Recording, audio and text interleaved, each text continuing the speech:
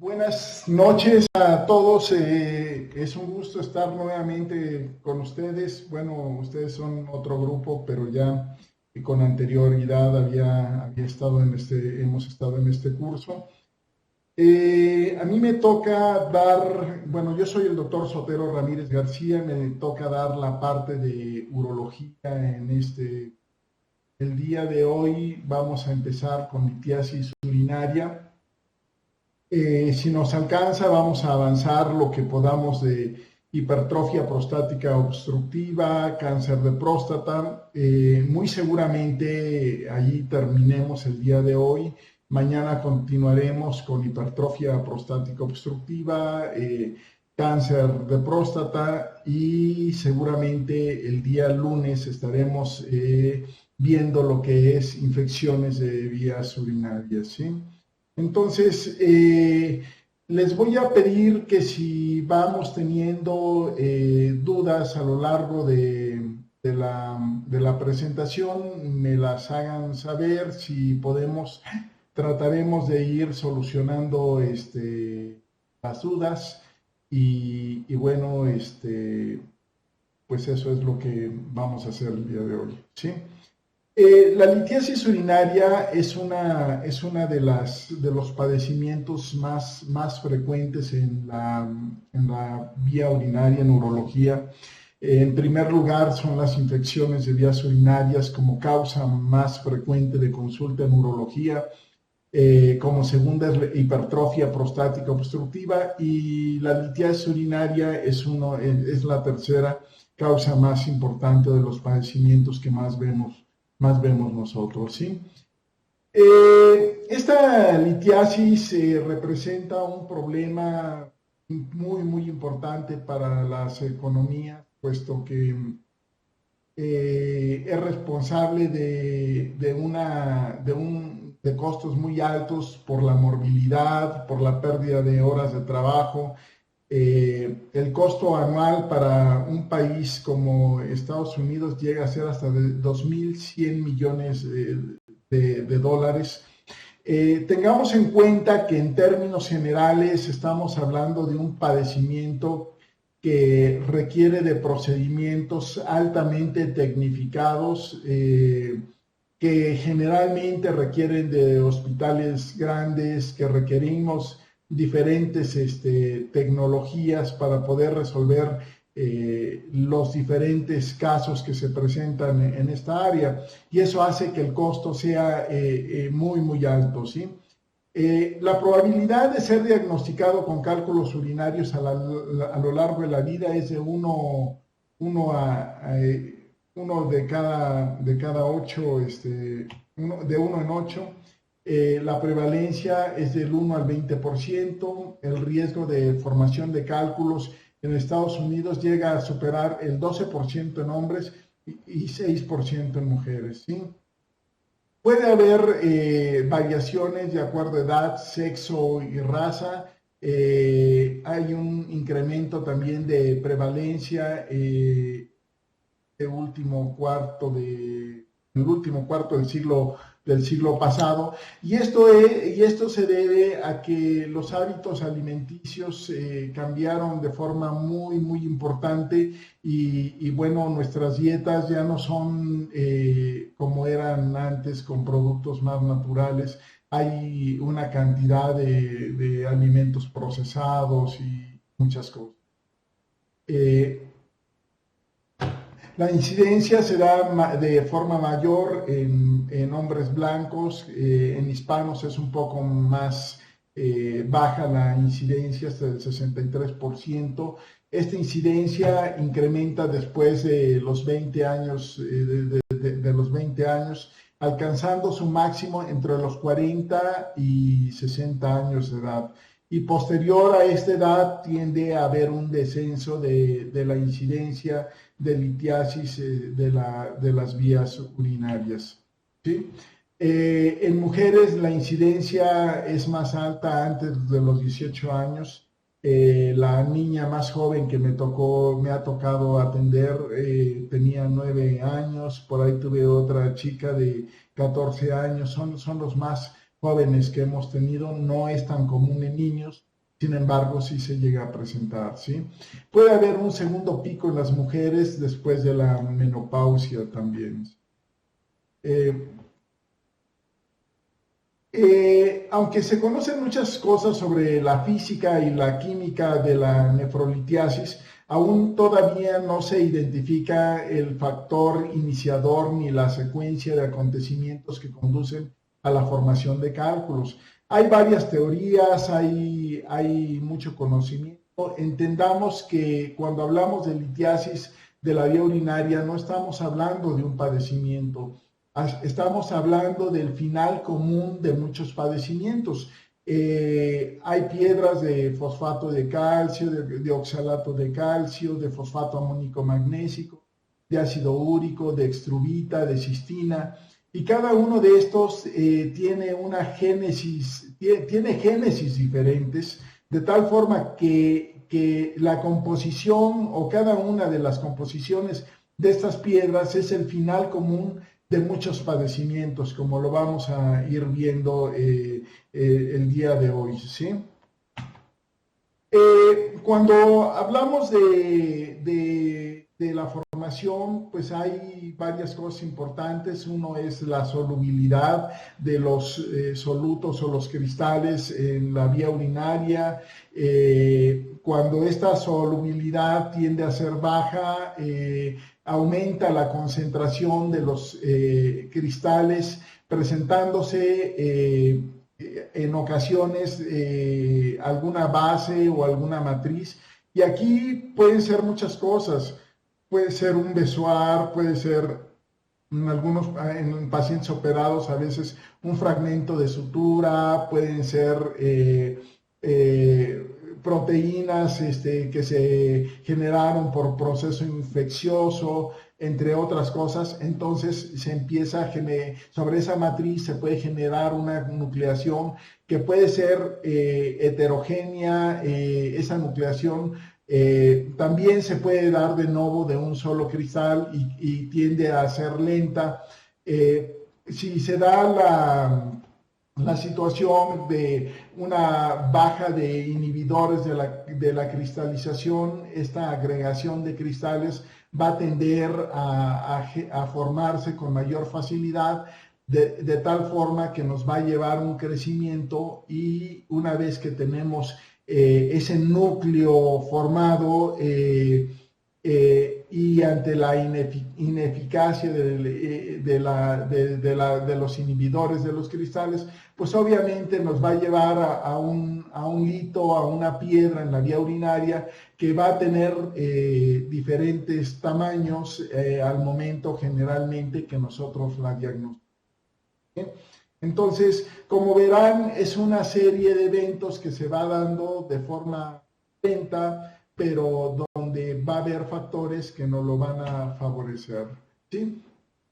La nucleación puede ser homogénea o heterogénea. Si es homogénea, va a haber una solución, está en solución pura, y esta se produce a nivel crítico, donde hay un nivel crítico sobre la saturación. Supongamos que la concentración de calcio urinario tiende a ser alto, donde tenemos abundante concentración de oxalato. Bueno, pues se va a favorecer esa formación, ¿sí? La nucleación heterogénea en orina, se forman núcleos de cristales a partir de superficies existentes. En este caso, como hace rato les comentaba, membranas celulares, eritrocitos, presencia de cilindros. Sobre esta se produce en un nivel más bajo. Bueno, si hay un nivel más bajo de saturación, se va a favorecer esta nucleación. Y una vez que está el núcleo, pues lo que sigue es el crecimiento de estas piedras. La epitaxia es la presencia de cristales que pueden tener estructuras muy similares, donde se van a favorecer las cargas de estos cristales, y se van a sobreponer. Es común, por ejemplo, que encontremos sobre núcleos de ácido úrico cristales de oxalato de calcio, por ejemplo. En este caso, el núcleo es un componente, pero como hay cristales que son compatibles, se le van a ir sobreponiendo todos estos, ¿sí? Los inhibidores, bueno, son sustancias que se encuentran en orina que van a tender a modular la formación del crecimiento y la agregación de los diferentes cristales que se pueden encontrar en la orina, ¿sí? La mayoría de estos tienen actividad inhibidora y generalmente, o algunos de estos son macromoléculas, como pueden ser glucoproteínas o glicosaminoglicanos. Ahorita más adelante van a ver ustedes una diapositiva donde se enumeran todos estos inhibidores, ¿sí? Generalmente son aniónicos con largas extensiones de cadenas polianiónicas que pueden unirse a átomos superficiales de calcio y evitan el crecimiento de los cristales. Algunas son moléculas que pueden actuar como inhibidores o promotores dependiendo del tamaño molecular, estado de autoagregación y de la concentración del citrato en orina. El citrato lo vamos a escuchar mucho porque es un elemento muy, muy importante para inhibir la agregación de los litos. ¿Sí? Aquí esta imagen, es muy importante porque aquí están enumerados los moduladores de la formación de cristales y cuando faltan este tipo de inhibidores, pues tiende a favorecerse más la formación de litos. Como verán, los pirofosfatos, el magnesio, el citrato, la proteína de Townes-Forssell que se encuentra en la orina, la nefrocalcina, la osteopontina, todos estos son inhibidores de la formación de litos, pero los más importantes y que a ustedes les pueden preguntar en el examen seguramente podrá ser el citrato, la proteína de Townes-Forssell, la nefrocalcina. Son los más importantes de todos estos, ¿sí? El magnesio ocasionalmente también cumple una parte muy importante también en esta formación. Y bueno, como les comentamos, hay piedras de diferentes composiciones, las podemos tener de oxalato, de ácido úrico, de extruvita, y las de extruvita pueden tener diferentes formas. Por ejemplo, esas famosas astas de venado que forman los litos coraliformes, que adoptan la forma de la pelvis renal con todos sus cálices, son de extruvita, igual que esta imagen que vemos aquí, que seguramente esta es una piedra que se formó más en vejiga. Es el fosfato amónico magnésico, es la composición de los litos de extruvita, ¿sí? Los más comunes son de oxalato de calcio, como verán ustedes, el 60%, de fosfato de calcio, el 20%, de ácido úrico, el 10%, el 8% de extruvita, 2% de cistina. Pongan mucha atención en esta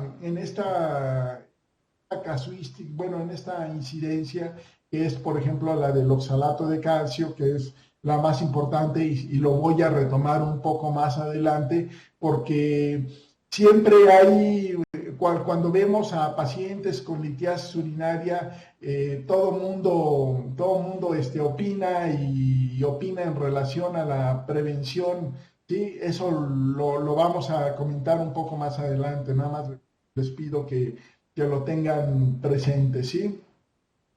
Entonces, una buena cantidad de litos tiene una composición cálcica y realmente en todos estos pacientes en menor o mayor medida vamos a encontrar datos de hipercalciuria, ¿sí?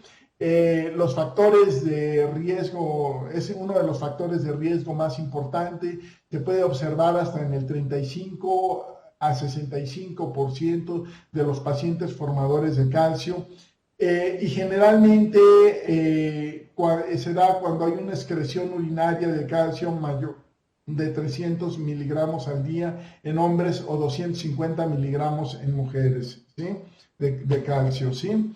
La hipercalciuria se puede deber a diferentes alteraciones, por ejemplo, un equilibrio positivo de calcio puede suprimir la secreción de fosfato, el aumento de la carga renal, puede haber un aumento de la carga renal filtrada, un aumento en la excreción de calcio urinario, ¿sí? De allí que puede haber hipercalciurias absortivas. Generalmente las hipercalciurias absortivas se dividen en tres tipos, que es la tipo 1, la tipo 2, la tipo 3. Hay una hipercalciuria renal y hay una hipercalciuria resortiva, ¿sí? Que ahorita vamos a ir viendo. En la hipercalciuria tipo 1, que es la absortiva, hay una excreción urinaria de calcio aumentada, y esta no responde a la restricción de la dieta de calcio, ¿sí? Entonces, ustedes, aunque le quiten el calcio al paciente, el paciente va a seguir tirando calcio, o el calcio que llegue lo va a absorber y también lo va a tirar para formar esa hipercalciuria. En la hipercalciuria, a ver, perdón, tantito.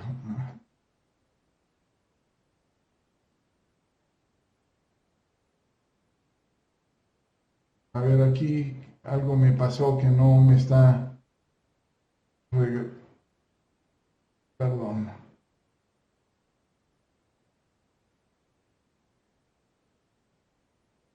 Bueno, aquí estamos en la absortiva tipo 1. El tratamiento aquí de la hipercalciuria absortiva tipo 1 es la hidroclorotiazida, 25 a 50 miligramos. Hay un aumento de la reabsorción renal de calcio en túbulo proximal y distal. Disminuyendo a la excreción, ¿sí?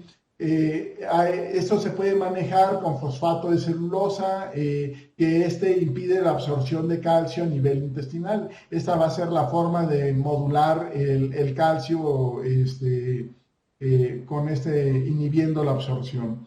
En la hipercalciuria absortiva tipo 2, este es el tipo más frecuente, es dependiente del calcio en la dieta. ¿Sí? Si nosotros limitamos la ingesta de calcio en estos pacientes entre los 600 y 800 miligramos al día, y le vamos a ayudar al paciente. También se pueden usar tiazidas en estos pacientes, ¿sí? En la hipercalciuria absortiva tipo 3 es secundaria a pérdida renal de fosfatos. Entonces, si estamos perdiendo fosfatos, se está tirando también, bueno, va a haber una disminución de fosfato sérico, que aumenta la concentración de 1,25 de hidrocolecalciferol. Va a incrementar la absorción intestinal de fosfato y calcio, y en estos pacientes los suplementos con fosfato van a ser muy, muy útiles, ¿sí? Aquí en la hipercalciuria renal hay un defecto intrínseco del túbulo renal para reabsorber el calcio, ¿sí? Vamos a tener pérdida renal de calcio, va a disminuir el calcio sérico, se va a estimular la secreción de PTH y va a haber un aumento en la absorción intestinal de calcio. Se va a producir, que va a ser producido por la producción de vitamina D y la movilización de calcio del hueso, ¿sí? Entonces, como verán, este tiene un componente absortivo y un componente resortivo, ¿sí? Aquí pueden ver que el calcio sérico disminuido va a aumentar la producción, va a aumentar la absorción vía aumento de la PTH, que va a aumentar también el 1,25 dihidrocolecalciferol, ¿sí? Y en la reabsortiva es rara realmente, no es tan común. Va a ser responsable de menos del 5% de los cálculos que tengan calcio, y en este caso el hiperparatiroidismo va a ser la causa más importante. Va a haber en estos pacientes un incremento de la resorción ósea, y bueno, el tratamiento en este caso va a ser la resección del adenoma paratiroideo, ¿sí?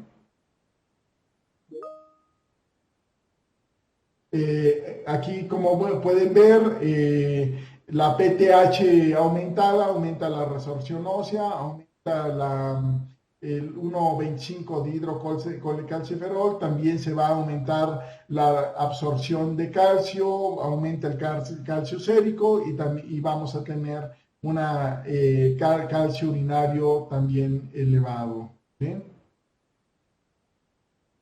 Esta tabla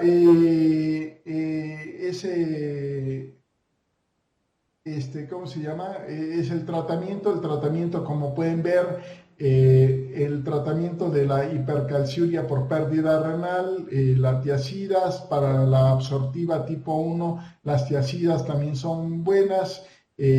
Para el tipo 2, la dieta baja en calcio. Para la tipo 3, el ortofosfato. Y para la reabsortiva, la extirpación de la paratiroides son los tratamientos, ¿sí? Ahora, la hipocitraturia es una de las causas también de formación de cálculos. Generalmente forma el citrato un complejo soluble con el calcio. Este va a producir cierta actividad iónica y la saturación urinaria de sales de calcio. Generalmente inhibe directamente la cristalización, inhibe la agregación e inhibe la aglomeración del complejo calcio-oxalato y fosfato cálcico, ¿sí? Entonces, ese es el mecanismo por el cual disminuye la formación de litos. A ver. Entonces, cuando hay citrato bajo, va a disminuir el complejo calcio-citrato. Cuando este complejo disminuye, va a haber un aumento de la saturación del oxalato y calcio, ¿sí? Entonces, el incremento del complejo calcio-oxalato nos va a aumentar la agregación, nos va a llevar a la nucleación y posteriormente al crecimiento de cristales de oxalato de calcio, ¿sí? De los litos de oxalato de calcio. La hipocitraturia se ha identificado en el 20 al 60% de los formadores de cálculos de calcio, ¿sí? La excreción urinaria inferior a 320 miligramos al día nos puede sugerir que el paciente tiene hipocitraturia como causa de formación de litos. Doctor.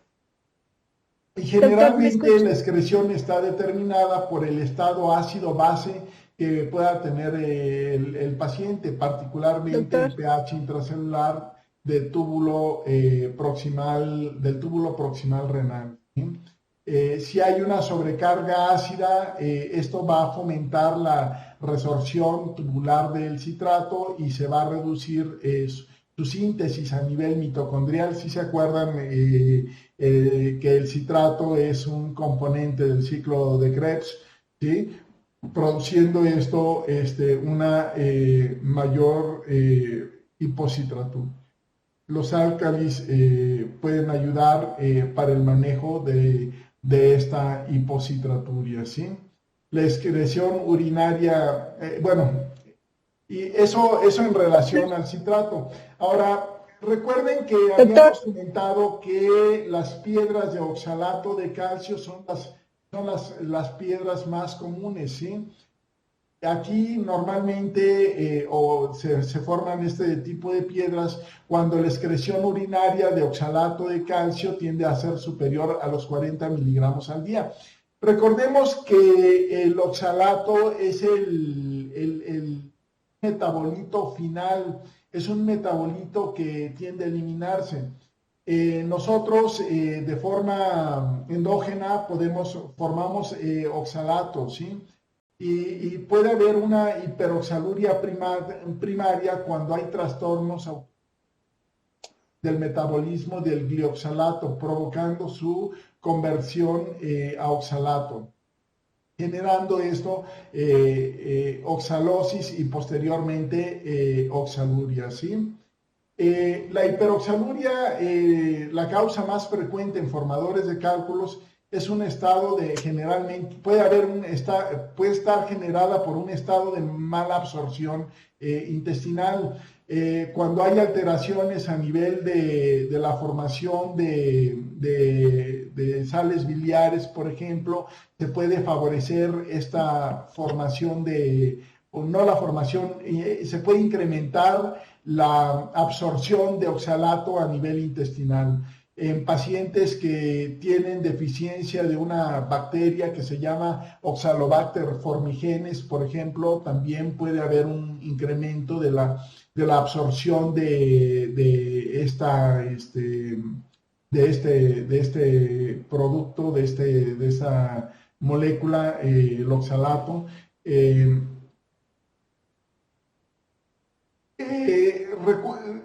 Generalmente, Doctor, sí, a lo mejor se acuerdan doctor, ¿me que todo escucha? el mundo, o casi todo el mundo, desde la comadre hasta algunos médicos hacen cuando ven a un paciente con piedras que tienen un componente cálcico, pues generalmente lo que tienden a hacer es recomendar pues que ya no consuman tanto calcio. Siempre les dicen pues quitemos la leche, el queso, la tortilla y cualquier cosa que pueda tener calcio.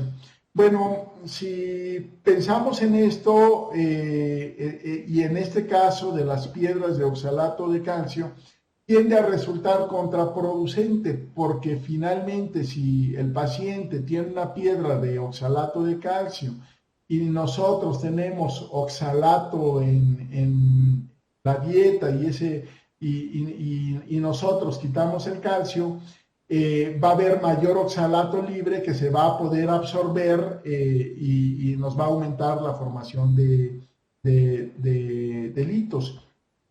A diferencia que si nosotros tenemos ese mismo oxalato, pero tenemos una concentración mayor de calcio en la dieta, nos ayuda a que se formen esos complejos calcio-oxalato que no se van a absorber y que se van a ir junto con la materia fecal.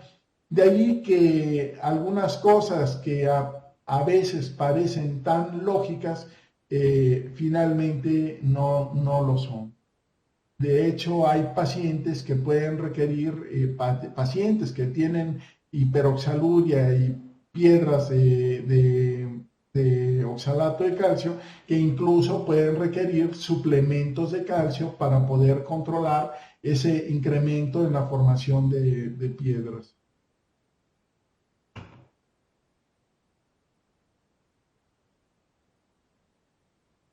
La hiperuricosuria también el incremento de ácido úrico en la dieta también favorece la formación de cálculos de oxalato de calcio por la nucleación. Recuerden que al inicio les comentaba que una buena cantidad de pacientes con piedras de ácido úrico tienen un núcleo de ácido, piedras de oxalato de calcio tienen un núcleo de ácido úrico, ¿sí? Entonces, en este caso estamos hablando de una nucleación heteróloga y donde se van a sobreponer a los uratos monosódicos los cristales de oxalato de calcio, ¿sí? En la gota también va a haber, se va a favorecer también la formación de litos de ácido úrico. Hay piedras que son de ácido úrico con oxalato, pero también hay piedras que son de solo ácido úrico, donde el pH urinario bajo va a favorecer la precipitación de la forma no disociada del ácido úrico. La resistencia a la insulina altera la amoniogénesis renal, que a su vez reduce el amonio urinario y disminuye el pH en la orina. Aquí hay un esquema, como verán, la carga ácida, tanto intestinal, hepática o muscular, va a favorecer el aumento de esta carga ácida, va a favorecer esta disociación de iones amonio, que a su vez van a favorecer la formación de urato y ácido úrico para la formación de piedras. Obviamente esto aunado a disminución de inhibidores o a incremento de algunos promotores para la formación de litos, ¿sí? La modificación en la dieta, el incremento de líquidos, puede favorecer, nos puede ayudar al tratamiento. Una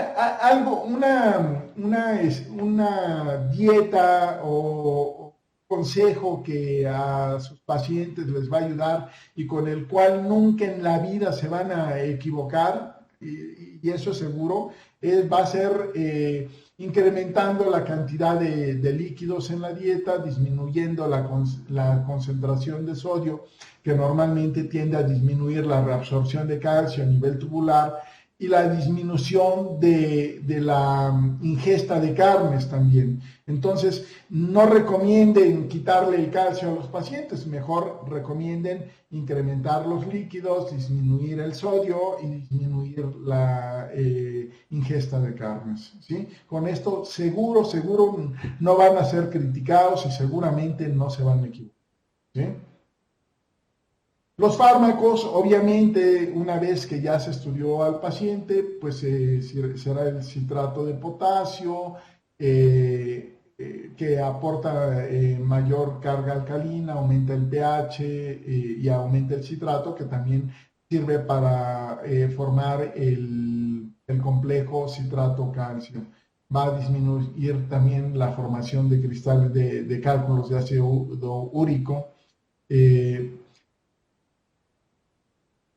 Y se puede dar a razón de 10 miliequivalentes 3 veces al día o 20 miliequivalentes 2 veces al día, ¿sí? Las tiazidas son útiles, van a aumentar la reabsorción de calcio en túbulo distal renal, va a provocar depresión extracelular del sodio que favorece la reabsorción de calcio y sodio en el túbulo proximal. La dosis de hidroclorotiazida a razón de 25 miligramos 2 veces al día, o clortalidona 25 a 50 miligramos al día. El uso de citrato de potasio puede prevenir también la hipocalemia, ¿sí? En caso de que el paciente se encuentre con niveles muy elevados de ácido úrico, el allopurinol les va a ayudar, va a prevenir la formación recurrente de cálculos en pacientes con úricos, ¿sí? La piridoxina promueve la conversión de glioxalato a glicina, va a reducir el sustrato para la formación de oxalato. Va a ser un tratamiento para la hiperoxaluria primaria, ¿sí? Para disminuir la absorción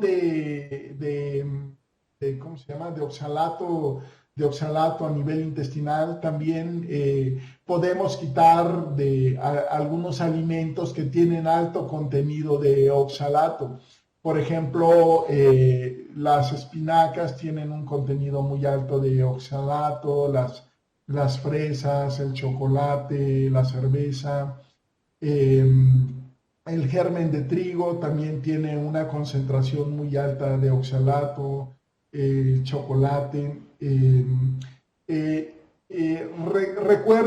Recuerden también que la vitamina C tiene un anillo muy al del oxalato, y de hecho la vitamina C se convierte en oxalato, se metaboliza a oxalato.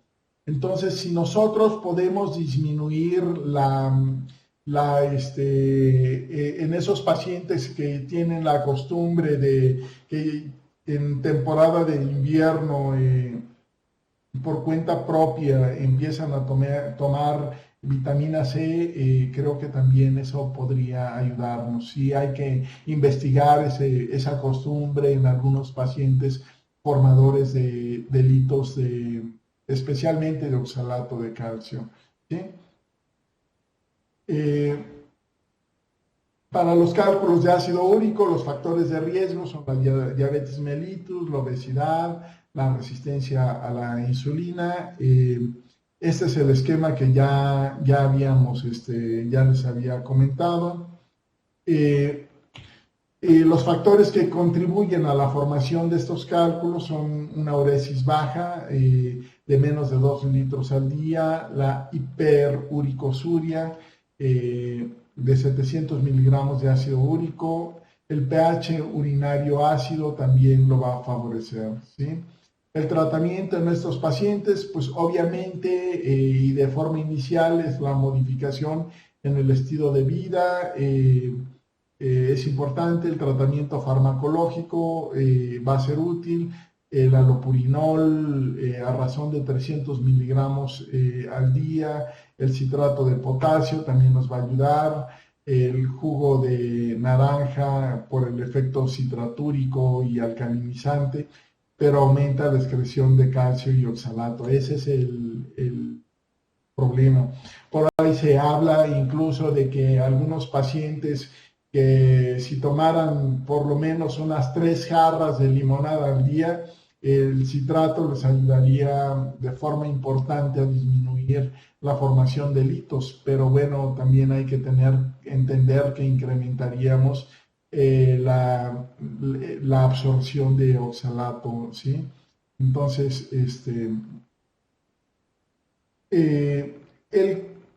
los cálculos de Struvita, que son los cálculos de fosfato amónico magnésico, son cálculos que generalmente tienen un factor infeccioso importante en su génesis, ¿sí?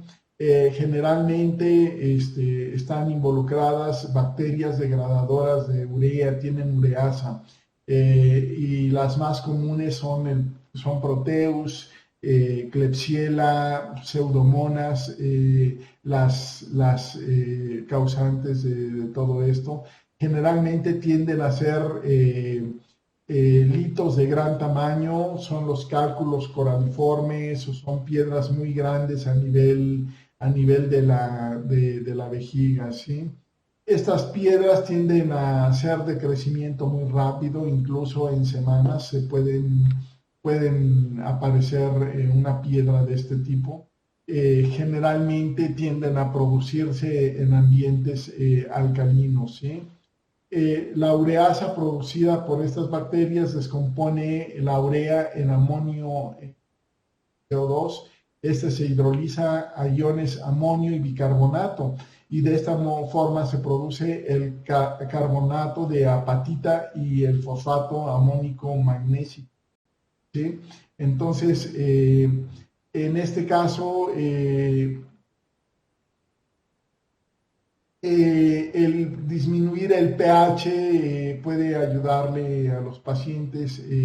Estas concentraciones elevadas de bacterias también metabolizan el citrato, perdiendo su efecto inhibidor. Entonces, en estos pacientes, los cristales de apatita tienden a crecer los cristales de apatita crecen dentro de las bacterias. Los microlitos pueden servir de nido también para la formación del cálculo. La inflamación produce un aumento en la secreción de moco que actúa como matriz para la agregación. El amoníaco tiende a lesionar las capas protectoras de los glucosaminoglicanos que ya habíamos visto que sirven para disminuir la formación de cálculos, aumentando la adherencia bacteriana al urotelio. Y de esta forma la infección tiende a generar estas litos tan grandes que en la mayor parte de las ocasiones, como están ocupando toda la cavidad renal, toda la pelvis renal o los cálices, pues generalmente no producen dolor, no producen el típico cólico renal que estamos nosotros acostumbrados a ver y por lo que diagnosticamos a los pacientes. Generalmente son pacientes que tienen infecciones de vías urinarias de repetición y el hallazgo muchas veces es cuando estudiamos nosotros a estos pacientes con infecciones que tienden a ser recurrentes o que tienen hematuria o que llegan a presentar sepsis o fiebre, ¿sí? Aquí lo que tenemos que estar también muy atentos es en el pH alcalino mayor a 7 en el examen general de orina. Entonces, todos estos datos nos deben de llevar a la sospecha y aun cuando el paciente no tenga dolor, sí vale la pena siempre pedir de primera intención un ultrasonido o una tomografía para poder hacer el diagnóstico de este tipo de litos en este tipo también de pacientes, ¿sí? El tratamiento generalmente tiende a ser quirúrgico, la prevención con la acidificación de la orina va a ser útil, los inhibidores de la ureasa que no se utilizan mucho, el ácido hidroxámico y los antibióticos. Los antibióticos, una vez que está formada la piedra, no son tan útiles. Nos ayuda a eliminar las bacterias que están en la parte más superficial del hito, pero formalmente todas estas piedras están muy colonizadas con bacterias, de tal forma que esas infecciones ustedes las atienden y en unos días otra vez el paciente está igual nuevamente con la infección de vías urinarias. Hay por ahí casos anecdóticos donde se habla que con solo los antibióticos en algunos pacientes han reducido el tamaño de las piedras. Yo sinceramente no tengo esa experiencia, pero bueno, está reportado esto también, ¿sí? Otros cálculos ya un poco más raros son los cálculos de cistina. Generalmente obedecen a un padecimiento que es la cistinuria, una enfermedad monogénica, es un defecto de transporte transepitelial de aminoácidos bibásicos como es la cistina, la ornitina, la lisina y la arginina, que se disminuye la absorción de estos aminoácidos en el intestino y en el túbulo proximal renal, ¿sí? Aumentando la excreción renal, favoreciendo la sobresaturación de cistina y formación de cristales en orina de cistina, ¿sí? Los cálculos de cistina comienzan entre los 2 y 40 años de edad, tiene una media de 12 en hombres y 15 años en las mujeres. Los síntomas de la cistinuria están asociados con la formación de cálculos. Especialmente el diagnóstico es al encontrar cristales de cistina en la orina. Generalmente tiende a haber en estos casos antecedentes familiares de cistinuria. La prueba del cianuro nitroprusiato es útil para el diagnóstico. La excreción urinaria de cistina en 24 horas es muy útil. Y es normal entre 0 y 100 milimoles por gramo de creatinina la eliminación, ¿sí? En estos pacientes el aumento en la ingesta de líquidos, la uresis diaria de 3 litros, disminuir la ingesta de sodio a 100 miliequivalentes por día, la D-penicilamina, la alfa-mercaptopropinilglicina, el captopril, 75 miligramos, ayudan a estos pacientes. Pero como les digo, es muy raro. En mi caso yo les puedo decir que en 20 años dedicándome a la urología no me ha tocado un solo paciente con litos de cistina, ¿sí? Digo, no sé si a otros, ¿cómo se llama? Urólogos, con qué frecuencia lo puedan ver, pero formalmente no es común, ¿sí? Ahora, bueno, una vez que ya tenemos la piedra, independientemente de la composición, pues vamos a tener pues el padecimiento que con mayor frecuencia encontramos, que es el cólico renal o el cólico nefrítico. Y bueno, pues, si es por un lito coraliforme, a veces se encajan como si fueran cuñas en el uréter, generándose proceso inflamatorio, generándose erosión a veces, e incluso la mucosa tiende a abrazarlo y llegando a obstruir totalmente la pelvis renal, ¿sí? Los litos coraliformes, recuerden, los más comunes son los de extruvita, fosfato amónico magnésico. Ocasionalmente podemos tener en los cálices algo que se llaman placas de Randall, son como pequeñas cascaritas adheridas a la pared que en el ultrasonido a veces se logran ver, pero que no se corroboran formalmente con tomografía, ¿sí? Los cálculos los podemos encontrar en el uréter. Generalmente las piedras más pequeñas nos pueden generar, o piedras muy pequeñas nos pueden generar complejos sintomáticos mucho más importantes, o obstrucción también muy importante.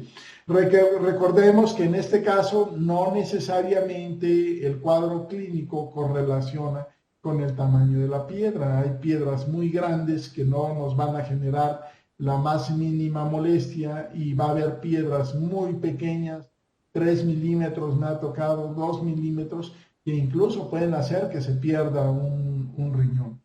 ¿De qué depende? Bueno, pues depende también mucho de qué tan amplio sea el uréter en el paciente. Es muy variable el calibre del uréter. Con frecuencia llegamos a encontrar estenosis distales que pueden hacer que una piedra, aunque sea muy pequeña, se pueda atorar en estos. Y bueno, dentro de lo más característico que a nosotros nos hace sospechar que el paciente pueda tener una litiasis de la vía urinaria, generalmente es el dolor. ese cuadro característico de tipo cólico que inicia a nivel de la fosa renal, a nivel del ángulo costolumbar, que se va hacia la parte baja del abdomen, hacia la cara interna del muslo, hacia el área genital, testículos en varones, hacia los labios mayores en mujeres, con irradiación hacia la pierna. Es el cuadro característico de cólico nefrítico. Pero bueno, cuando hablamos de dolor de riñón, del dolor de riñón, pues siempre va a haber que hacer diagnóstico diferencial. El dolor para fines prácticos, y sí les pido que se acuerden, porque esto a lo mejor lo vamos a retomar en la plática de infección, es que el riñón duele o porque está tapado, porque aumenta la presión del interior de la pelvis renal, duele porque está inflamado, porque hay un proceso infeccioso a nivel de la pelvis renal, o duele porque está tapado ese aporte de sangre o el drenaje sanguíneo del riñón, una trombosis de la vena renal, una trombosis de la arteria renal también puede generar dolor. Entonces el riñón duele porque está tapado, porque está inflamado o porque está obstruido el aporte sanguíneo. ¿Sí?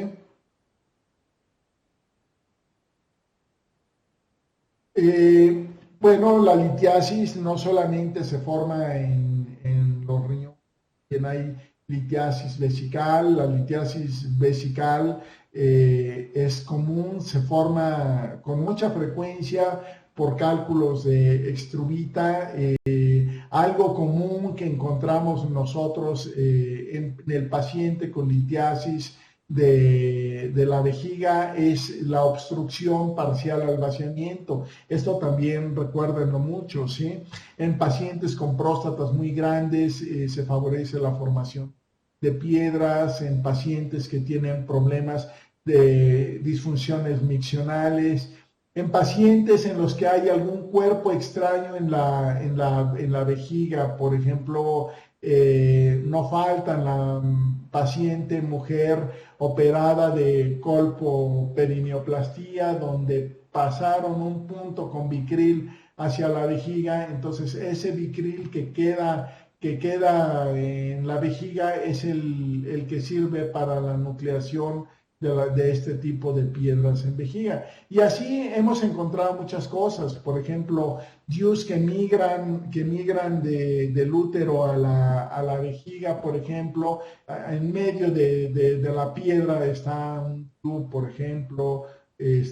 La presencia de los ureteroceles. El ureterocele es una dilatación del meato uretral. Entonces en ese sitio también, como hay estancamiento de la orina, por un lado se favorece la precipitación de las sales, pero por otro lado también se favorece las infecciones de vías urinarias recurrentes. Y tanto una como la otra van a favorecer las piedras. La presencia de divertículos, por ejemplo. Los divertículos van a tender a ser más frecuentes en pacientes que tienen problemas de obstrucción parcial al vaciamiento. ¿Sí? La litiasis uretral no es tan común que se forme de forma primaria directamente en la uretra. Generalmente cuando hay litiasis uretral son piedras que migran del riñón, pasan por el uréter, llegan a la vejiga y de allí pasan a la uretra y se atoran con mucha frecuencia en la fosa navicular. ¿Sí? Alguna vez me tocó un paciente con una piedra muy, muy grande a nivel del lóculo prostático. Seguramente se atoró en ese sitio la piedra y con el paso del tiempo fue creciendo al punto de que de que ya no salió y se tienen que hacer cirugías para poder sacar esas piedras, ¿sí? Entonces, como ya les comentaba, la obstrucción de la vía urinaria alta va a dar dolor en la región lumbar muy intenso, irradiado a la región inguinal o ocasionalmente hacia la región glútea del mismo lado, con cólico nefrítico, con cólico renoureteral, pero generalmente va a tender a irradiar hacia el testículo y hacia los labios mayores. Puede haber náusea, vómito, tiene el paciente la mala suerte de tener litiasis bilateral y que de forma casi sincrónica caigan los litos al uréter, pues va a tender a tapar incluso los dos riñones, anuria y generando una urgencia real donde vamos a tener que operar al paciente lo más pronto posible, porque si no, pues el paciente se va a tener que dializar por esa insuficiencia renal, va a tener síntomas urémicos y todo esto, ¿sí? Otras manifestaciones clínicas son el reflejo vasovagal también. El paciente con dolor muy intenso puede tener diaforesis, puede tener baja de la presión arterial, todo un cuadro de reflejo vagal, ¿sí? La hematuria macromicroscópica en algunos pacientes puede ser la primera manifestación de que hay una piedra. Siempre a la sangre en la orina hay que hacerle caso, ¿sí? La sangre en orina puede ser generada de forma tan simple como por lo que podría ser una infección de vías urinarias y de forma tan delicada y tan grave como puede ser un tumor a nivel de cualquier parte de la vía urinaria, un cáncer de riñón, un cáncer de pelvis renal, un cáncer de uréter, un cáncer de vejiga, un cáncer de uretra, ¿sí? Y como parte intermedia, como padecimientos intermedios, no tan graves ni tan simples, pues obviamente una litiasis, que puede ser piélica, ureteral, vesical o uretral, ¿sí? Entonces, siempre que tengan pacientes con hematuria, siempre estudienlos, nunca los dejen así nada más, no dejen de estudiarlos, porque pueden quedar muy mal con sus pacientes, podemos quedar muy mal con nuestros pacientes, entonces siempre hay que estudiarlos, ¿sí? Puede haber puntos ureterales dolorosos, ¿sí? Que ya se lo saben, los superiores, los medios y los inferiores. Los factores de riesgo, pues enfermedades relacionadas con la formación de litos, el hiperparatiroidismo, la acidosis tubular renal, que puede ser parcial o completa, la cistinuria, pacientes que tienen derivaciones intestinales, por ejemplo, ahora con estos bypass que se hacen para el manejo de obesidad mórbida, también les incrementan la probabilidad de formar a estos pacientes, ¿sí? Entre los factores de riesgo, enfermedades relacionadas con la formación de litos, también está la enfermedad de Crohn, la resección intestinal, los trastornos de malabsorción, la sarcoidosis, ¿sí? Factores de riesgo como medicamentos relacionados con la formación de litos, como suplementos de calcio, suplementos de vitamina D, acetazolamida como diurético para el glucoma, cistinuria o edema, ¿sí? Medicamentos relacionados con la formación de lípidos, también más de 4 gramos al día de ácido ascórbico, ya se los había platicado, las sulfonamidas, el triamtereno, ahí también, el indinavir en pacientes que padecen SIDA también, ese es uno de los tratamientos para SIDA, se pueden formar también piedras de indinavir, ¿sí? anormalidades anatómicas, como la ectasia tubular. Hay pacientes que tienen este tipo de padecimientos donde se va a favorecer la formación de piedras. Las estenosis de la unión ureteropiélica, ¿sí? Que también llegan a ser relativamente comunes. Los divertículos y quistes caliciales también son sitios donde se pueden formar piedras en la vía urinaria, ¿sí? Estenosis ureterales, especialmente no por el hecho de que se forme en este sitio una piedra, sino por el hecho de que en este sitio es más frecuente que se atoren las piedras que se formaron por cualquier otra causa y están bajando a través del uréter. El reflujo vésico ureteral, el riñón en herradura, que nos generan piedras a veces incluso bastante complejas para tratar. El ureterocele, que ya les había mencionado, que es una dilatación de la parte más distal del uréter con un meato que generalmente tiende a ser puntiforme, que desde el punto de vista radiológico tiene una imagen característica, que es la imagen en cabeza de cobra, acuérdense por favor, ¿sí? Es una imagen en cabeza de cobra, tiende esto a favorecer la formación de delitos en ese sitio, ¿sí? El diagnóstico por imagen es la tomografía helicoidal, la urotomografía, la urografía excretora, la placa simple de abdomen y el ultrasonido.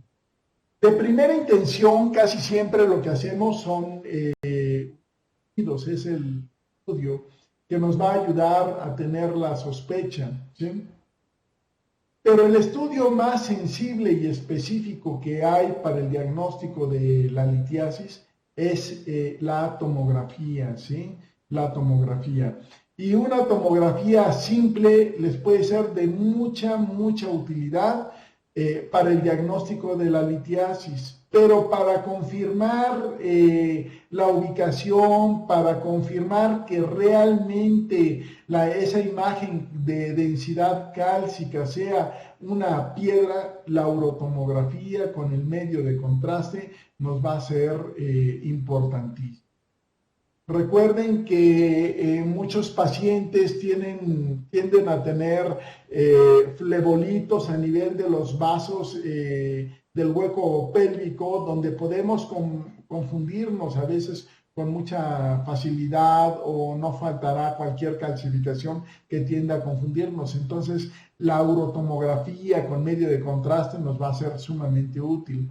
La urografía excretora, desgraciadamente, y conforme ha pasado el tiempo, ha caído en desuso.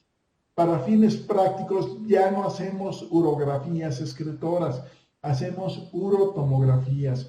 Si ustedes están en un lugar donde no hay alternativa más que la urografía excretora, adelante, ¿sí? Adelante, es útil. Si no tienen más, hay que usarla, ¿sí? Pero si tienen que pedir un estudio después del ultrasonido, va a ser una tomografía o una urotomografía, ¿sí? Entonces, la tomografía helicoidal simple, miren, aquí como pueden ver, se ve perfectamente este lito piélico, ¿sí? En la urografía excretora siempre hay que valorar que la concentración y eliminación del medio de contraste tienda a ser simétrico y sincrónicos. Como verán, la urografía que no se ve tan bien, se ve la imagen cálcica.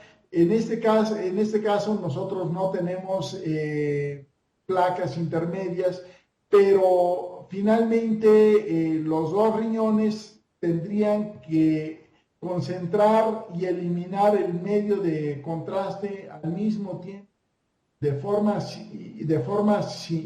simétrica, ¿sí? En este caso vean cómo hay asimetría en en la eliminación del medio de contraste y se ve perfectamente el sitio donde se está deteniendo este medio de contraste, que corresponde perfectamente con el sitio donde está esta imagen de densidad cálcica, ¿sí? Entonces, esta es una urografía excretora, ¿sí? El ultrasonido nos va a ayudar también. Siempre hay que, pues, valorar la corteza, la médula. Hay que ver si hay alguna imagen de densidad cálcica. Generalmente debe de tender a haber una sombra acústica posterior en estos pacientes. Con mucha frecuencia van a haber imágenes que no dan esa sombra acústica posterior. Casi seguro esa va a ser una placa de Randall, de las que ya les mencionaba hace rato, ¿sí? Si hay ectasia pielocalicial, esta parte central tenderá a verse de color prácticamente negro todo el centro. Es orina estancada, que es la que nos está generando, en este caso, nos podría estar generando, podría estar generada por la obstrucción, y esta a su vez generar ese dolor a nivel de la región lumbar, ¿sí? Aquí vean cómo se ve una hidronefrosis importantísima, hidronefrosis. Todo esto negro es orina estancada en el interior del riñón, y aquí vemos la piedra que está atorada en la unión ureteropiélica y nos está dando esa sombra acústica también, ¿sí? El tratamiento en el paciente que tiene litiasis urinaria puede ser, si la piedra es una piedra pequeña, podemos hiperhidratar al paciente, habrá que darle medicamentos para aliviar el dolor, y bueno, si la piedra es pequeña, podemos vigilar, darle vigilancia y ver que se elimine realmente esa piedra, ¿sí? Recuerden que el dolor generalmente puede tender a durar 3, 4 días, y el dolor puede desaparecer, y lo que pasa es que se echan a andar algunos mecanismos compensadores que hacen que el riñón no se dañe de forma tan rápida. Un riñón que está totalmente tapado va a tender a sufrir un deterioro que va a tender a ser lento, progresivo, y puede ser incluso, o puede llegar a ser irreversible de la función del riñón. Entonces, para esto se echan a andar algunos mecanismos, como es el reflujo pielo-sinusal, el reflujo pielo-venoso, el reflujo pielo-linfático. Se rompen los fórnixes de los cálices, y a través de este se fuga la orina, que es recogida por todo el sistema linfático para llevarlo a la circulación y ser depurado por el riñón contralateral, que es el riñón ocupado por el riñón que está bien, ¿sí? Entonces, el hecho de que el paciente haya tenido dolor y ya se le haya quitado ese dolor en 3, 4 días, no den por hecho ustedes que necesariamente ya se resolvió el problema. Probablemente la piedra puede estar ahí. Acaben de estudiar a su paciente, estén seguros de que realmente esa piedra salió. Si hay necesidad, incluso después de la tomografía de diagnóstica que le hicieron de forma inicial, hagan una segunda tomografía si hubiera necesidad, una tomografía simple, para asegurarse de que salió la piedra, especialmente si hay varias piedras, o si no se vio en ningún momento esa piedra, o no se tuvo de forma física, ¿sí? O no se tiene esa certeza, ¿sí? Entonces, eso es muy importante. La sobrehidratación es importante en estos pacientes. Hay que darles más agua.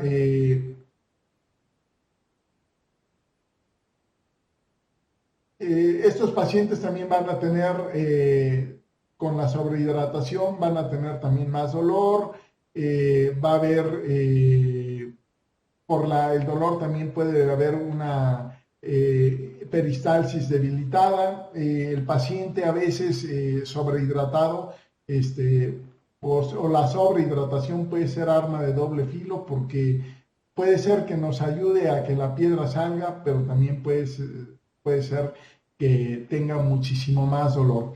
Hay estadísticas que nos dicen que una piedra, por ejemplo, de más de 6 milímetros tiene una probabilidad de ser expulsada de forma espontánea de alrededor del 40%. Una piedra menor de 4 milímetros tiene una probabilidad de ser expulsada de forma espontánea de alrededor del... Entonces hay que valorar realmente a qué paciente vamos a sobrehidratar y a qué paciente le damos tratamiento para quitar el dolor mientras tenemos los estudios preoperatorios, a qué paciente vamos a operar, ¿sí? El ketorolaco tiende a ayudar, baja el flujo renal y la presión intracavitaria, 10 miligramos cada 6 o cada 8 horas. Pacientes que tienen dolor muy intenso, sublingual cada 8 horas, puede ser útil, ¿sí? El diclofenaco también es útil en estos pacientes. De segunda elección, la indometacina, el ibuprofeno también pueden ser útiles, ¿sí?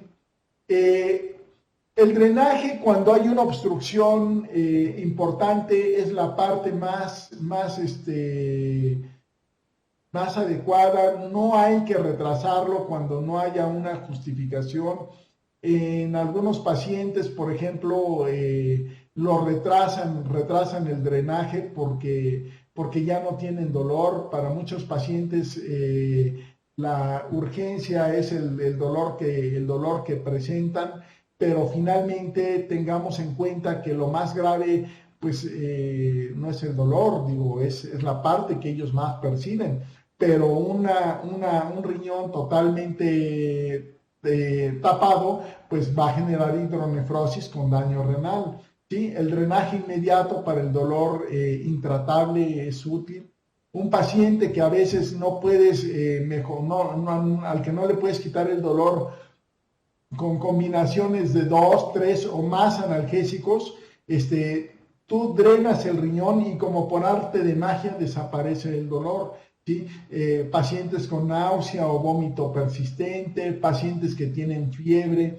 El paciente que tiene fiebre puede tener una bacteria agregada, ¿sí? Y entonces, si ustedes no atienden de forma relativamente rápida, este paciente que tiene fiebre les puede generar incluso pionefrosis, y les puede generar abscesos renales, y les puede generar otras cosas que vamos a ver el lunes en la clase de infecciones, ¿sí? Entonces, el drenaje es muy importante, ¿sí? El drenaje, ahorita lo vamos viendo. Para cálculos de menos de 6 milímetros, como ya les había dicho, la expulsión espontánea puede ser una opción. Menores de 4 milímetros, de acuerdo a esta estadística, hasta el 86% pueden salir, ¿sí? De 4 a 6 milímetros, 56%, ¿sí? Mayores de 6 milímetros, menos del 20%. Entonces, estas son otras estadísticas, ¿sí? Las piedras menores de 25 milímetros, en esas se puede intentar la litotricia extracorpórea. La litotricia extracorpórea son ondas de choque donde el paciente se acuesta en un litotriptor, se le adosa a la pared, a la pared a nivel de la región lumbar. Es como una membrana, una burbuja que tiene un medio acuoso que se va a adherir a la pared de la región lumbar. En la parte más baja va a tener un generador de ondas de choque y una especie de plato que es una parábola que va a reflejar todas esas ondas de choque a un punto focal que va a ser la piedra. La piedra se busca con un sistema ¿cómo se llama? Un sistema de fluoroscopía donde se fija la piedra, se generan las ondas de choque que van a viajar por medio de esa interfase acuosa y se van a concentrar todas en la piedra, generando una onda de expansión que va a ayudar a que se fracture la piedra, ¿sí? Se puede hacer en estos pacientes como alternativa uretero-renoscopía flexible, ¿sí? Lo que hacemos es que entramos a través de la uretra con un endoscopio, metemos una camisa que canalice el uréter y a través de esa camisa ureteral nosotros vamos a tener un acceso directo desde el exterior hasta el uréter. Vamos a ascender con nuestro uretero renoscopio flexible, vamos a llegar a la piedra y una vez que estemos enfrente de la piedra vamos a disparar con un láser que puede ser de olmio, de guedelita, y lo que vamos a hacer es pulverizar la piedra o bien la podemos hacer fragmentos muy pequeños que puedan salir solos, ¿sí? Y una vez que ya terminamos toda la pulverización de la piedra, dejamos un catéter doble J, que es una stent que va del riñón a la vejiga, ¿sí? Piedras mayores de 25 milímetros van a ser candidatas a cirugía percutánea o cirugía abierta. La cirugía percutánea es una cirugía donde con el paciente en decúbito ventral o decúbito dorsal se hace una punción de la superficie de la piel de la región lumbar hasta un cáliz que llegue directo a donde está la piedra. Entonces se hace la punción bajo control fluoroscópico o bajo control ultrasonográfico. Se pasa una guía, se pasan unos dilatadores hasta dilatar hasta aproximadamente 20, 24 French y con ese orificio directo entre la pared de la región lumbar hasta el interior del riñón, se pasa un nefroscopio que es un instrumento donde tenemos esa visión directa y con un litotriptor que puede ser neumático, ultrasónico o láser, se fragmenta la piedra para extraer todo. Una vez que se termina esta fragmentación y queda totalmente limpia la pelvis renal, se deja una sonda de nefrostomía de la pelvis renal hacia la pared de la región lumbar que se va a retirar en algunos días, dependiendo de cuál sea el caso. En la actualidad se tiene cirugía mini percutánea y ultra mini percutánea, por ejemplo. Hay incluso nefroscopios de 9 French o de 9 French, 10 French, que es algo ya muy, muy delgado por los cuales se puede acceder a través de los cálices hasta la pelvis renal, ¿sí?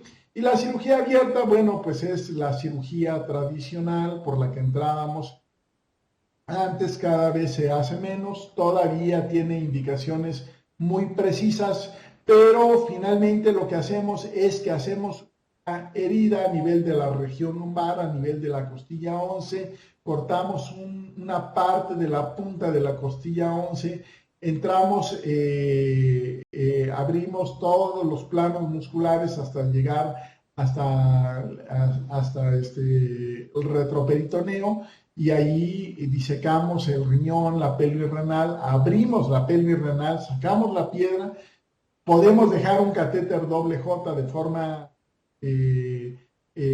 retrógrada y cerramos con material de sutura la pelvis renal y volvemos a cerrar todo por capas nuevamente hasta piel, ¿sí?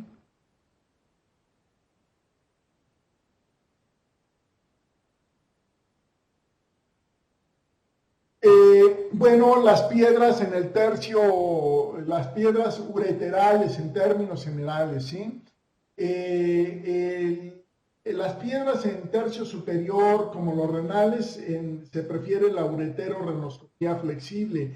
Generalmente las alcanzamos también con ureteroscopio rígido, ¿sí? Y si utilizamos ureteroscopio rígido, podemos utilizar cualquier fuente de energía para romperlas. Podemos utilizar litotricia electrohidráulica, que prácticamente ya está en desuso, la energía láser, podemos utilizar energía ultrasónica y podemos utilizar energía neumática. ¿Han visto esos rotomartillos con los que rompen el asfalto en las carreteras? Pues es exactamente el mismo principio, pero grado médico, que podemos meter a través del ureteroscopio y con ese llegar hasta la piedra para romper la piedra. Para la fuente de energía neumática, ¿sí? En pacientes en los que nosotros operamos, que quedaron algunos fragmentos pequeños de lito, o en algunos pacientes con litos pequeños en el tercio inferior que pretendemos darles tiempo para ver si salen de forma espontánea, la tamsulosina a razón de 0.4 miligramos por día puede ser útil. Recordemos que la tamsulosina es un alfa bloqueador 1A selectivo y los receptores alfa 1A están en el esfínter urinario, están a nivel de la cápsula prostática y están en el tercio distal del uréter, ¿sí? Entonces, con la tamsulosina podemos relajar el uréter para que salgan los fragmentos de piedra o una piedra pequeña con mayor facilidad en tercio inferior. Llega a ser de mucha utilidad también en pacientes que ya fueron operados, a los que les dejamos nosotros catéter doble J, porque el catéter doble J hace que se pierda el sistema antirreflujo que permite a la orina normalmente pasar del riñón a la vejiga, pero normalmente no regresarse de la vejiga hacia el riñón. Entonces, en un paciente que tiene catéter doble J, que tiene cierto grado de obstrucción parcial al vaciamiento, puede tener dolor muy importante al inicio de la micción y entonces la tamsulosina nos puede ayudar a disminuir esa molestia en este tipo de pacientes, ¿sí? Entonces tiende a ser muy útil en ese sentido, ¿sí? La cirugía abierta en el uréter cada vez es más rara, tendrían que ser casos sumamente complejos, con rizos que prácticamente son impasables, o estenosis, donde incluso a veces tenemos que hacer alguna resección de algún segmento del uréter con anastomosis, incluso terminal, ¿sí? Pero en términos generales, la cirugía abierta del uréter cada vez es más rara. Tiene años que yo no hago una. Y bueno, como lo ven aquí, es para fracasos de procedimientos anteriores. Esto es en relación al tratamiento de litiasis. ¿Qué preguntas tienen, por favor? Doctor, buenas noches, ¿me escucha?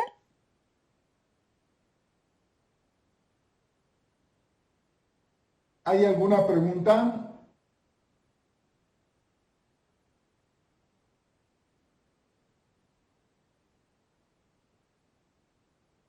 Hola, hola. No escucho.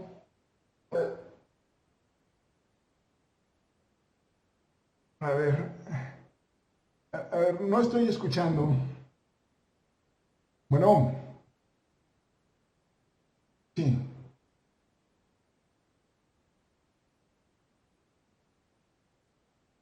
Ah, bueno, a ver, déjenme checar. Sí, sí, claro. A ver, no se está escuchando, pero ya me están enviando las preguntas.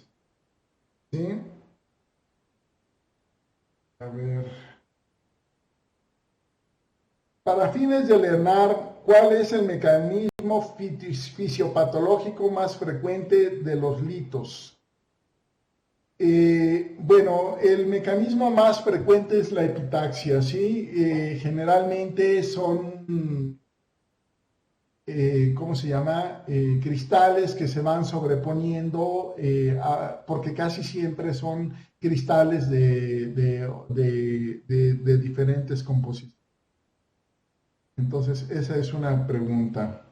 Dice, buenas noches. No me quedó muy claro cómo puedo saber la etiología del cálculo para después dar tratamiento específico y clínicamente cómo puedo pensar si un paciente presenta cálculos, cuál sería mi primer estudio a realizar, ya sea de gabinete o de laboratorio.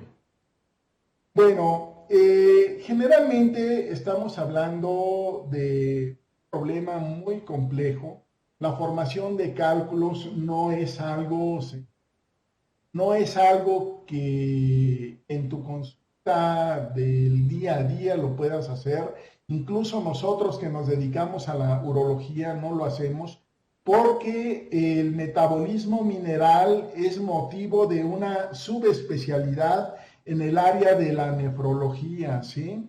Entonces, ¿tú de qué forma puedes empezar a tratar a tus pacientes o de qué forma los puedes estudiar? Pues viendo el calcio urinario, viendo las concentraciones de calcio sérico. Puedes partir de hacer ¿cómo se llama? ¿Cómo se llama? Un estudio, una cristalografía del hito que obtuviste, pero finalmente, digo, estudiar a los pacientes que tienen litiasis urinaria no es motivo de una consulta, menos de una consulta a nivel de medicina general. Digo, tendrías que realmente dedicarte a esto, ¿sí? A ver, eso es otra pregunta. A ver, otra. Solo los cálculos de Struvita causan proceso de infecciones repetidas y son, son las únicas que se tratan de modo quirúrgico. Aquí a lo mejor hay una confusión. Los cálculos de Struvita son los que en su génesis la parte más importante es la infección, ¿sí? Todas las piedras, absolutamente todas las piedras son cuerpos extraños susceptibles de infectarse y susceptibles de ser causas de infecciones de vías urinarias recurrentes. Todas. Una piedra, independientemente de la composición que coincide con una infección de vías urinarias, va a generar una pielonefritis, va a favorecer una pionefrosis. Entonces, en este caso no se confundan. Ahora, todas las piedras que no pueden salir, todas se operan, ¿sí? Todas las que no pueden salir, todas se operan, no exclusivamente las de Struvita. En este caso, yo les comenté, las piedras de Struvita generalmente tienden a ser las más grandes y generalmente tienden a ser coraliformes o piedras muy grandes a nivel de la vejiga. Todas se tienen que resolver, ¿sí? De forma espontánea si son muy pequeñas o con cirugía abierta, endoscópica, percutánea, lo que sea, pero todas se tienen que resolver de tal forma que no podemos dejar a un paciente con un riñón tapado o con infecciones de vías urinarias recurrentes. ¿Sí? Dice, doctor, buenas noches. ¿Está indicada la administración de butilescopolamina para ayudar a eliminar los cálculos? Pues no está, generalmente esto no se, para ayudar a eliminarlos específicamente, a eliminarlos es la tamsulosina, ¿sí? Como tal, es la que mejor nos ha ayudado. A ver, aquí tengo otras preguntas, creo.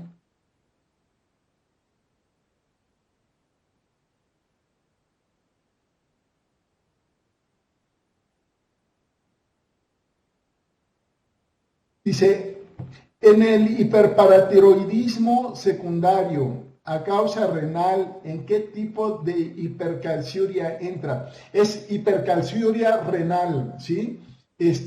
Bueno, y especialmente tiene un componente que es absortivo y un resortivo. Recuerden que en este tipo de ¿cómo se llama? De hipercalciuria, se incrementa el 1,25 de hidrocolecalciferol y también se incrementa la PTH, ¿sí? Entonces es absortivo y es resortivo en ese sentido, ¿sí? A ver.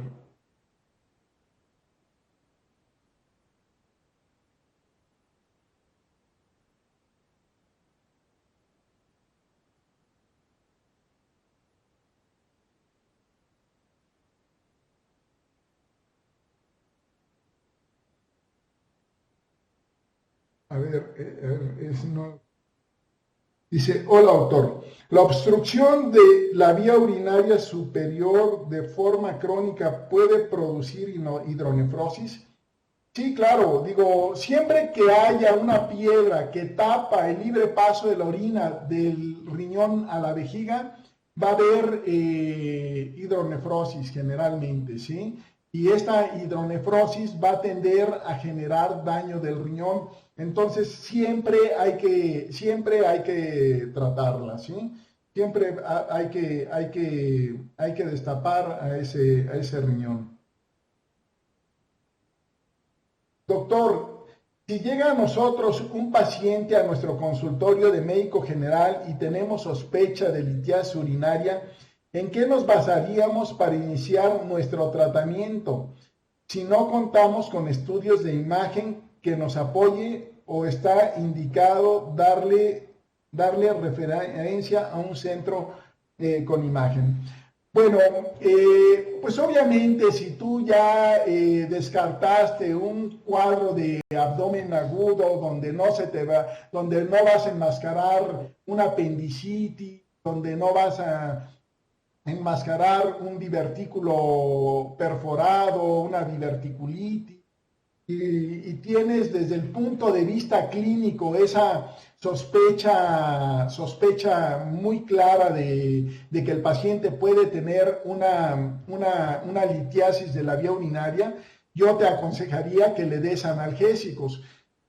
No puedes darle tamsulosina porque no tienes la menor idea del tamaño de la piedra del sitio donde pueda estar la piedra. Entonces, le puedes dar analgésicos de forma primaria y lo tendrás que referir a un centro donde sí tengan los medios para corroborar el diagnóstico e incluso para que se le dé el diagnóstico, el tratamiento específico, especialmente si es un paciente que puede requerir de cirugía, ¿sí?